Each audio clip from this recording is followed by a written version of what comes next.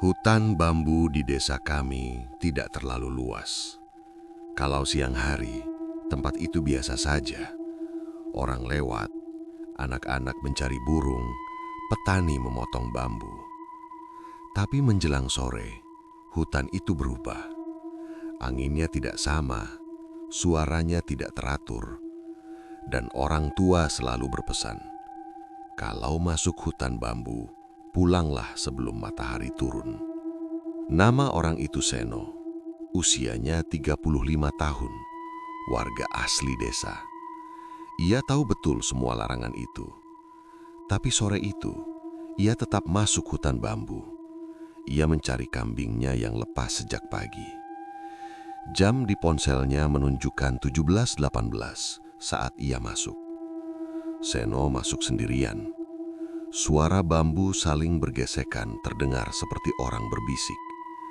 Langkahnya pelan. Ia memanggil nama kambingnya. Tidak ada jawaban. Beberapa menit kemudian, Seno merasa jalannya aneh.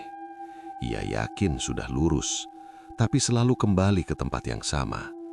Satu pohon bambu yang patah, tanah berlumpur, jejak kakinya sendiri. Langit mulai gelap. Seno panik. Ia mempercepat langkah, dan saat itulah ia mendengar suara lain. Langkah kaki. Bukan dari belakang, tapi dari samping. Ada seseorang berjalan sejajar dengannya. Tidak terlihat jelas, hanya bayangan di antara bambu. Suaranya pelan, tenang. Seno, kamu capek ya? Seno berhenti. Ia mengenali suara itu. Suaranya sendiri. Seno menoleh, dan ia melihat seseorang dengan wajah yang sama, baju yang sama, bekas lumpur yang sama. Orang itu tersenyum tipis. Kamu pulang dulu aja, katanya. Biar aku yang lanjut. Azan maghrib terdengar, dan setelah itu, Seno tidak ingat apa-apa. Seno pulang malam itu, sekitar jam 8. Ia berjalan keluar dari hutan bambu sendirian. Warga menyambutnya. Ia selamat, tidak terluka. Tapi sejak malam itu, ada hal-hal kecil yang berubah. Selama 3 hari setelah kepulangannya, Seno tidak pernah masuk hutan lagi. Tidak pernah menoleh saat mendengar namanya dipanggil dari arah bambu. Dan yang paling aneh, ia tidak suka bercermin. Kalau terpaksa, ia akan cepat-cepat memalingkan wajah. Istrinya mulai curiga. Seno sering terbangun tengah malam, duduk di tepi ranjang, menatap kosong. Kadang ia berdisik pelan. Di sini panas. Istri Seno orang pertama yang menyadari. Bukan karena tingkah laku aneh, tapi karena satu hal sederhana. Seno tidak pernah lagi memanggilnya dengan nama kecil.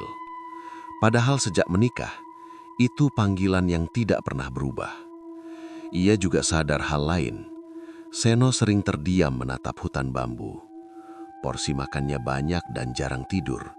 Selalu duduk di sisi ranjang yang salah, membelakangi istrinya, dan selalu menyebut hari kematian ayahnya.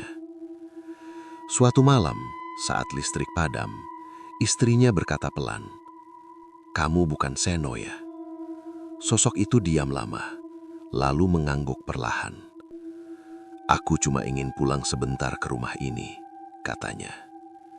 Keesokan paginya, rumah itu kosong.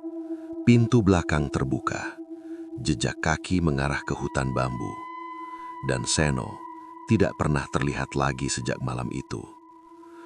Beberapa bulan kemudian, warga melihat seseorang berdiri di tepi hutan bambu saat maghrib. Wajahnya mirip Seno, tapi lebih pucat, lebih kurus, dan ia tidak pernah melangkah keluar.